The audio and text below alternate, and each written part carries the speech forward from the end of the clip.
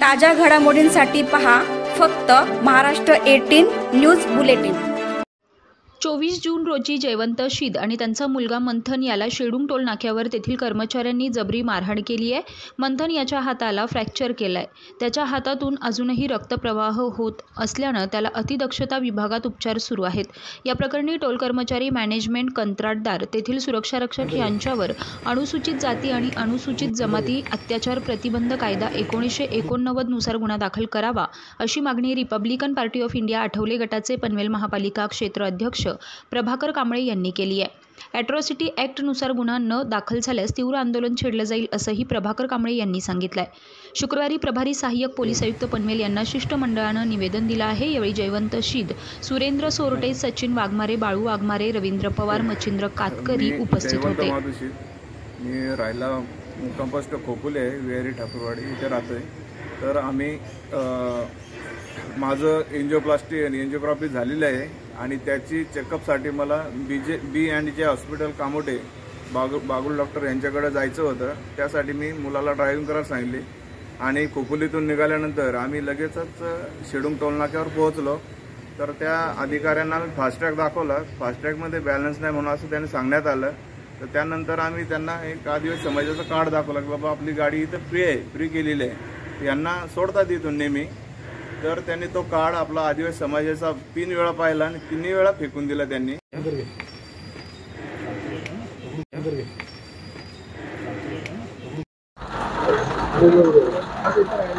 जयवंत महादूषित दिनांक 24 तारखेला शेडूंग टोल नाक्यावरती जयवंत माधुशीत, त्यांचा मुलगा आणि त्यांची फॅमिली टोल नाक्यावरून जात असताना टोल नाक्यावरती त्यांच्या फास्टॅगची अमाऊंट संपलेली असताना त्यांनी कॅशमध्ये पावती फाडली। परंतु त्यांचं त्या कर्मचाऱ्याशी टोल नाक्यावरती वाद झाल्यानंतर त्या ठिकाणी त्या कर्मचाऱ्यांनी त्यांना मारहाण केलेली आहे दोघांना। त्यामध्ये त्यांचा जो मुलगा आहे मंथन, त्याचा हात फ्रॅक्चर झालेला आहे। आजही तो ICU मध्ये हॉस्पिटलमध्ये ॲडमिट आहे आणि अशा परिस्थितीमध्ये पनवेल तालुका पोलीस स्टेशनमध्ये तक्रार दाखल करत असताना त्याच्यावरती जे गुन्हे दाखल व्हायला पाहिजे होते ते मात्र या ठिकाणी झालेले नाहीत।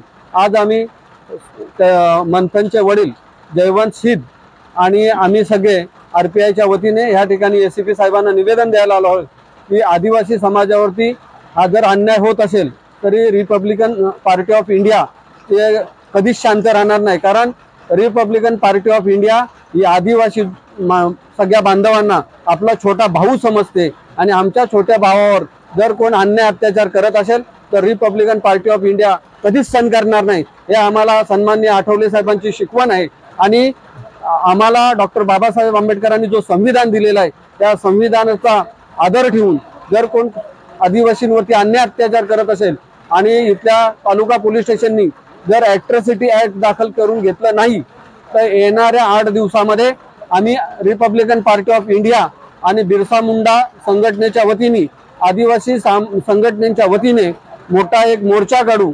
त्याचप्रमाणे सध्या पावसाळी अधिवेशन मुंबई या ठिकाणी चालू आहे।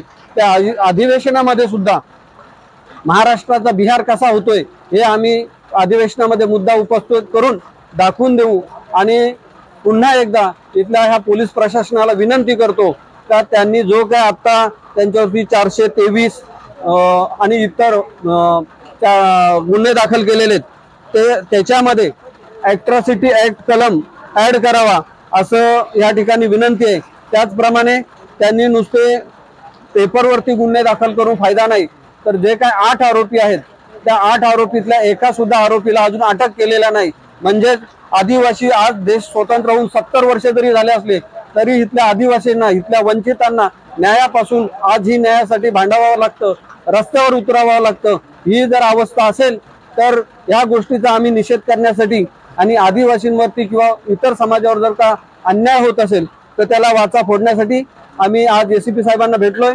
त्यांना आम्ही आमची विनंती केली आहे पक्षाच्या वतीने आणि 8 दिवसामध्ये जर या आमच्या आदिवासी बांधवांना जर तो न्याय मिळाला नाही तर नक्कीच आम्ही मोठ्या प्रमाणामध्ये बहुसंख्येने आदिवासींना सोबत घेऊन RPIच्या माध्यमातून आणि मोठ्या प्रमाणात मोर्चा काढू आणि आम्हाला जोपर्यंत न्याय मिळत नाही, वेळ आली तर ह्या पावसामध्ये उपोषणाला बसू। पण आमचे जे हे बांधव आहेत त्यांच्यावर अन्याय झालेला आम्ही कधीच सहन करणार नाही हे ह्या निवेदनाच्या माध्यमातून या ठिकाणी सांगतोय।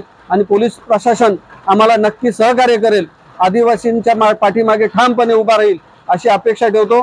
जय भीम, जय भारत।